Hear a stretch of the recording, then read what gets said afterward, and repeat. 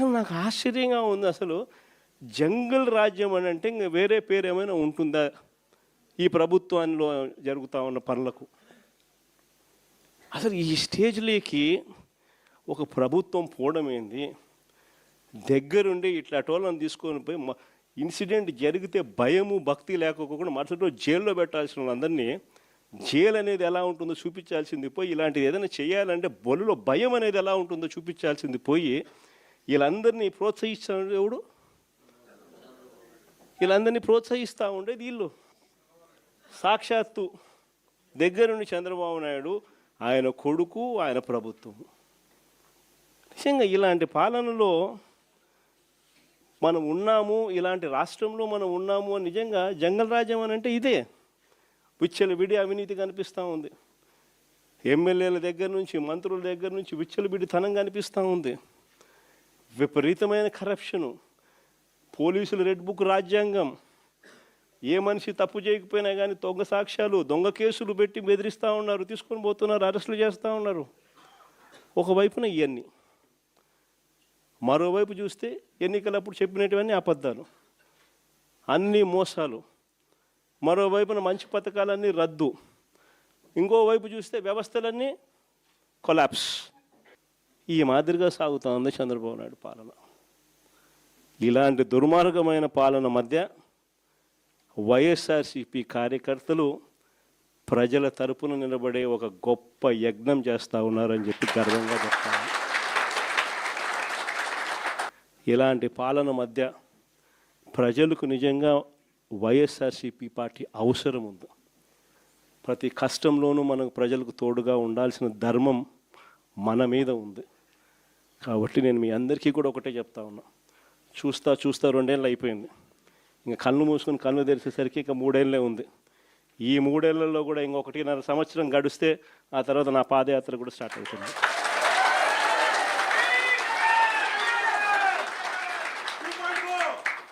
ఒకసారి నా పాదయాత్ర కూడా స్టార్ట్ అయిందంటే ఆ తర్వాత మరో 1.5 సంవత్సరం పూర్తిగా ఇంకా ప్రజల్లోనే దాదాపుగా 150 నియోజకవర్గాల పైచిలకే తిరుగుతాం, ప్రజల్లోనే ఉంటాం. ప్రతి 3వ రోజు ఏదో ఒక నియోజకవర్గం నుంచి కాన్స్టిట్యున్సీలో ప్రజల ఉప్పెనను చూపిస్తూ పబ్లిక్ మీటింగ్లో ప్రజా సమస్యలను లేవనెత్తు చంద్రబాబు నాయుడు కడిగేస్తూ పోతూ ఉంటాం. కాబట్టి మీ అందరికీ కూడా నేను ఒకటే చెప్తా ఉన్నా, మీ అందరూ కూడా చినిమిల్ నాయుడు అని ఉన్నాడు,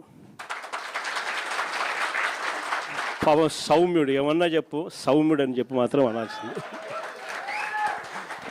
నేను ఒకటి చెప్తా ఉన్నా, మీరంతా కలిసికట్టుగా ఒకటి కావాల్సిన అవసరం ఉంది. చంద్రబాబు నాయుడు గారు సాగిస్తూ ఉన్న ఈ పాలనను ప్రతి ఇంట్లోనూ చర్చనీయాంశంగా జరిగించాల్సిన అవసరం ఉంది. ఈ పాలన ఎంత అన్యాయంగా ఉంది అనేది ప్రతి ఇంట్లో చర్చ జరగాలి.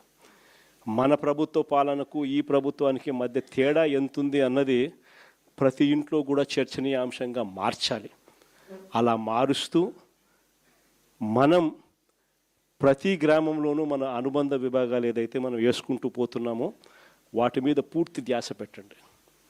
అనుబంధ విభాగాలు అన్నది మన క్యాడర్ ఏదైతే ఉందో వాటిని అన్నిటినీ స్ట్రీమ్లైన్ చేయాలి. వాటన్నిటినీ కూడా ఒక ఆర్గనైజ్డ్ సెక్టర్ కింద తీసుకొని రావాలి. తీసుకొని వచ్చి ప్రతి ఇంట్లోనూ ఈ చర్చనీయాంశం అయ్యేట్టుగా ఈ కార్యక్రమాలన్నీ చేస్తూ చంద్రబాబు నాయుడు గారు చేస్తూ ఉన్న అన్యాయాలకు ప్రజలకు తోడుగా నిలబడే కార్యక్రమం మనం చేయాల్సింది. ఇది మనం చేద్దాం. నేను మీకు హామీ ఇస్తా ఉన్నా, జగన్ 2.0లో మాత్రం ఖచ్చితంగా మీ అందరికీ నేను హామీ ఇస్తా ఉన్నా, కార్యకర్తలదే ప్రథమ స్థానం అవుతుంది. కార్యకర్తల ద్వారానే ప్రజలకు చంద్రబాబు నాయుడుకు మన పాలనకు మధ్య తేడా చూపిస్తూ మంచి జరిగించే కార్యక్రమం కూడా జరుగుతుంది. మంచి చేయాలి అని చెప్పి ఒక నాయకుడిగా తపన ఉన్నప్పుడు పాలన ఎలా ఉంటుంది అన్నదానికి నిదర్శనం మన పాలన అయితే, పాలకుడు అనేవాడు అధ్వానంగా ఉంటే, చెయ్యాలనే చిత్తశుద్ధి లేకపోతే పాలన ఎలా ఉంటుంది అన్నదానికి చంద్రబాబు నాయుడు గారి పాలన అద్దం పడుతుంది. భీమవరం నియోజకవర్గం నుంచి వచ్చిన ముఖ్యమైన పార్టీ నాయకులకు, కార్యకర్తలకు మీ అందరికీ కూడా మనస్ఫూర్తిగా పేరు పేరున నమస్కారాలు తెలియజేసుకుంటున్నాను. ఈరోజు మనమంతా కూడా దాదాపుగా 2 సంవత్సరాలు చంద్రబాబు నాయుడు గారు ప్రభుత్వం వచ్చి 2 సంవత్సరాలు అయిపోవస్తూ ఉంది. ఇక మరో 3 సంవత్సరాల్లో మాత్రమే మిగిలి ఉన్న పరిస్థితులు కనిపిస్తూ ఉన్నాయి. ఈ 2 సంవత్సరాలలో చంద్రబాబు నాయుడు గారి వల్ల ప్రజలకు కానీ, అక్క చెల్లెమ్మలకు కానీ, మరీ ముఖ్యంగా ప్రజల్లో ఉన్న అక్క చెల్లెమ్మలకు కానీ, ప్రజల్లో భాగంగా ఉన్న రైతన్నలకు కానీ, ప్రజల్లో భాగంగా ఉన్న మరీ ముఖ్యంగా యువతకు కానీ, ఏ ఒక్క సెక్షన్కైనా కూడా కనీసం ఒక్క మంచన్నా జరిగిందా అని చెప్పి నేను అడుగుతా ఉన్నాను ఈరోజు. ఎందుకనంటే చంద్రబాబు నాయుడు గారు అధికారంలోకి వచ్చిన తర్వాత జరిగింది ఏమిటి అని చెప్పి ఒక్కసారి మనం వెనక్కి వెళ్ళి బేరీజు వేసుకుంటే జరిగింది ఏమిటి అని అంటే, ఇంతకుముందు మన ప్రభుత్వంలో ఉన్న పథకాలన్నీ కూడా రద్దయిపోయిన పరిస్థితి ఈరోజు కనిపిస్తూ ఉంది. ఇంతకుముందు ఒక మాట అంటే ఒక మాట మీద నిలబడే నాయకత్వం ఉండేది. ఒక మేనిఫెస్టో అంటే ఒక మేనిఫెస్టోలో చెప్పింది అది ఒక భగవద్గీతగా భావించి, ఒక బైబిల్గా భావించి, ఒక ఖురాన్గా భావించి చెప్పిన ప్రతి మాట కూడా ప్రజలకు మనం మాటిచ్చాం, ఖచ్చితంగా చేయాల్సిన ధర్మం మన మీద ఉంది అని చెప్పి భావించే ఒక నాయకత్వం ఉండేది. ఒక మాట, ఒక పాలకుడు నోట్లో నుంచి ఒక మాట వస్తే ఆ మాట ఖచ్చితంగా నిలబెట్టుకోవాలని తపన, తాపత్రయం పాలనలో కనిపించేది. అలాంటి మన పాలన నుంచి క్రమం తప్పకుండా ప్రతి నెల కోవిడ్ లాంటి సమస్యలు ఎన్ని ఎదురైనా కూడా ఏ రోజు కూడా మనం మన సమస్యలను చెప్పి ప్రజలకు ఇది ఎగరగొట్టాలని చెప్పి ఏ రోజు ఆలోచన జరగల మన ప్రభుత్వ హయాంలో. ప్రతి హామీని కూడా ప్రభుత్వంగా మనకున్న సమస్యల కన్నా కూడా ప్రజలకు చేయాల్సిన మంచి ఇంకా చాలా అవసరము, వాళ్ళకున్న సమస్యలు ప్రభుత్వం సమస్యల కన్నా చాలా ఇంకా ఎక్కువగా సమస్యలు పడేది వాళ్ళే అని చెప్పి భావించి ఎన్ని సమస్యలున్నా కూడా ముఖాన ఏ రోజు కూడా చిరునవ్వే తప్ప ఏ రోజు కూడా ఇది చెయ్యలేము అన్న మాట నోట్లో నుంచి ఏ రోజు రానిలేదు. చిక్కటి చిరునవ్వుతోనే ఎన్ని సమస్యలున్నా కూడా ప్రజలకు చెప్పిన ప్రతి మాట కూడా చేయగలిగాము అని చెప్పి కూడా ఈరోజు కూడా సగర్వంగా తలెత్తుకుని చెప్పుకునే ప్రభుత్వం మనది. కానీ చంద్రబాబు నాయుడు గారు వచ్చిన తర్వాత ఈ 2 ఏళ్లలో గమనించింది ఏమిటి అని అంటే, మన పథకాలన్నీ ఓవైపున రద్దు చేసేసినాడు, మరోవైపున ఆయన చెప్పిన సూపర్ 6లని, సూపర్ 7లని ఏదైతే ప్రజలకు మభ్యపెడుతూ మోసం చేస్తూ చెప్పినాడో అవన్నీ కూడా ఈరోజు అబద్ధాలుగా తేలిపోయి ఉన్న పరిస్థితులు ఈరోజు మన కళ్ళ ఎదుటే కనిపిస్తూ ఉన్నాయి. సూపర్ 6 అన్నాడు, సూపర్ 7 అన్నాడు. ఎన్నికలప్పుడు అయితే మామూలుగా మాట్లాడాల.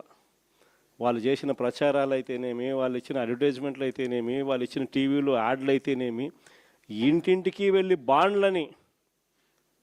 బాండ్ల రూపంలో ఇదిగోమ్మ చంద్రబాబు నాయుడు సంతకం పెట్టినాడు, ఇదిగోమ్మ పవన్ కళ్యాణ్ సంతకం పెట్టినాడు, ఇదిగోమ్మ ఇద్దరు కలిసి సంతకాలు పెట్టించిన బాండ్ డాక్యుమెంటు. మీ ఇంట్లో ఎంతమంది పిల్లలు ఉన్నారా, మీ ఇంట్లో ఎంతమంది మహిళలు ఉన్నారా, మీ ఇంట్లో ఎంతమంది రైతులు ఉన్నారా, అందరికీ కూడా ఇదిగో అమ్మ మీకు ఇంతింత రావాలి, ఇంతింత రావాలి, ఇంతింత రావాలి, ఇదిగో బాండు అని చెప్పి ఏకంగా ప్రతి ఇంటికి వెళ్ళి కూడా వీళ్ళు ఇచ్చిన బాండ్లు. సూపర్ 6 అని, సూపర్ 7 అని వీళ్ళు చేసిన మోసాలు ఇట్లా కూడా కాదు.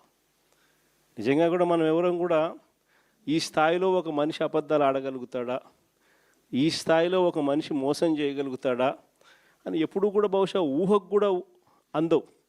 ఎందుకంటే మామూలుగా ఇట్లాంటి అబద్ధాలు, ఇట్లాంటి మోసాలు ఎవరైనా చేస్తే 420 అని చెప్పి కేసు పెట్టి జైల్లో పెడతారు. కానీ ఒక్క చంద్రబాబు నాయుడు గారు ఆయన కూటమిలో మాత్రమే అలా కేసులు పెట్టించుకోకుండా బయట ఉండగలుగుతారు.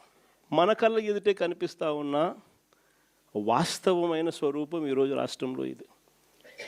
ప్రతి చోట విపరీతమైన కరప్షన్, విడి కరప్షన్ జరుగుతూ ఉంది. ఏ స్థాయిలో కరప్షన్ జరుగుతూ ఉంది అని అంటే అసలు రాజ్యం ఉంది, అసలు ఎవరైనా పాలకులు ఉన్నారా అని మనకే అర్థం కాని పరిస్థితిలో అసలు ఎవరు పాలన సాగుతూ ఉంది. గవర్నమెంట్కి రావాల్సిన ఆదాయం గవర్నమెంట్కి రావడంలా, అందుకనే గవర్నమెంట్కి రావాల్సిన ఆదాయాలు తగ్గుతూ ఉన్నాయి. ఆదాయం అంతా ఎవరు జోబులు లేకపోతూ ఉంది అని అంటే పక్కన చంద్రబాబు నాయుడు దగ్గర నుంచి మొదలెడితే ఆయనకింత, నీకింత, నాకింత, నాకింత, నాకింత, నాకింత అని కింద వరకు దోచుకో, పంచుకో, తినుకో. ఇది ఈరోజు రాష్ట్రంలో జరుగుతూ ఉన్న పరిస్థితులు. నిజంగా ఈరోజు ఒకసారి గమనించమని అడుగుతూ ఉన్నాం. మనం ఇంతకుముందు ఎప్పుడు చూడలా, మొట్టమొదటిసారిగా చూస్తూ ఉన్నాం. మద్యంలో మొత్తం ప్రైవేట్ షాపులంతా వీళ్ళ మనుషులే మాఫియా. ప్రైవేట్ షాపులన్నీ వీళ్ళ మనుషులే లాటరీ పద్ధతిలో అంతా వీళ్ళ మనుషులకే ఇచ్చుకున్నారు. వీళ్ళ నుంచి మొదలు పెడితే ఆ తర్వాత గ్రామ స్థాయిలోకి బెల్ట్ షాపులు పూర్తిగా విస్తరించినారు. ఆక్షన్ను పాడి మరి ఏ కార్యకర్తకి ఇవ్వాల ఆ కార్యకర్తలు వాళ్ళు కొట్టుకోకూడదు కాబట్టి మళ్ళీ ఆక్షన్లు మాడి మరి బెల్ట్ షాపులు ఇస్తూ ఉన్నారు. మళ్ళీ గ్రామాలలో బెల్ట్ షాపులు నడిపేదానికోసం మళ్ళీ పోలీసుల దగ్గర నుండి నడిపించే కార్యక్రమం. మందు షాప్ పక్కనే పర్మిట్ రూమ్. ఎంఆర్పి రేటుకి ఎవడు అమ్మడు. బెల్ట్ షాపుల్లోకి చేరేసరికి ఎంఆర్పి ప్లస్ 10 రూపీసా ప్లస్ 20 రూపీసా, ప్లస్ 20 రూపీస్, ప్లస్ 20 రూపీస్. పక్కన బెల్ట్ షాప్ పక్కన షాప్ పక్కనే పర్మిట్ రూములు. ఆడైతే ఏకంగా పెగ్గులే. అంతటితో కూడా సరిపోదు అన్నట్టుగా ఏకంగా ప్రతి 4-5 బాటిళ్ళకు ఒక కల్తీ బాటలు. గవర్నమెంట్కు మామూలుగా రావాల్సిన ఆదాయాలు రాకుండా ఎలా పక్కదావ పడతా ఉన్నాయో చూడండి. ఇసుకేమో మన హయాంలో సంవత్సరానికి 750 కోట్లు ఇసుకలో గవర్నమెంట్కి ఆదాయం వచ్చేది. 5 ఏళ్ళు కలిపి దాదాపుగా 3500 కోట్లు రాష్ట్ర ప్రభుత్వానికి ఆదాయం వచ్చేది ఇసుకలో. ఈరోజు ఇసుక అనేది ఫ్రీ అంటారు. ఎక్కడైనా ఇసుక ఫ్రీ జరుగుతుందా? పూర్తిగా దోచేసుకోవడమే. ఎక్కడ చూసిన మిషన్లు, ఎక్కడ చూసిన లారీలు, ఎక్కడ చూసిన టిప్పర్లు దోచేసుకుంటూ ఉన్నారు. ఇసుక రేటు చూస్తే మనకన్నా డబుల్ రేటుకి అమ్ముతూ ఉన్నారు. మన ప్రభుత్వ హయాంలో అమ్మిన దానికన్నా డబుల్ రేటుకి అమ్ముతూ ఉన్నారు. రాష్ట్ర ప్రభుత్వానికి రావాల్సిన ఆదాయం 0. సిలికా, క్వాడ్సు, లాటరైటు, మీ ఇష్టం, ఏ మినరల్ అయినా ఏదన్నా వేసుకో, అన్నిట్లోనూ లూటి. రాష్ట్ర ప్రభుత్వానికి సంబంధించిన ఆదాయాలు రాష్ట్ర ప్రభుత్వానికి రావు. మొన్న సంక్రాంతికి అయితే హైలైట్. నిజంగా అసలు ప్రభుత్వమా జంగల్ రాజ్యమా ఇదే అని చెప్పి అనిపించే విధంగా జరిగింది. నిజంగా జంగల్ రాజ్యం అనేది మామూలుగా ఇప్పుడు చూసిండం మనం.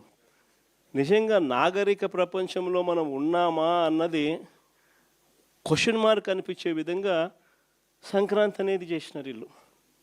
ఎంత దారుణం అంటే అసలు ఆ వీడియోలు చూస్తూ ఉంటే, సోషల్ మీడియాలో వైరల్ అవుతా ఉన్న వీడియోలు చూస్తూ ఉంటే ఆశ్చర్యం కలిగిస్తూ ఉంది.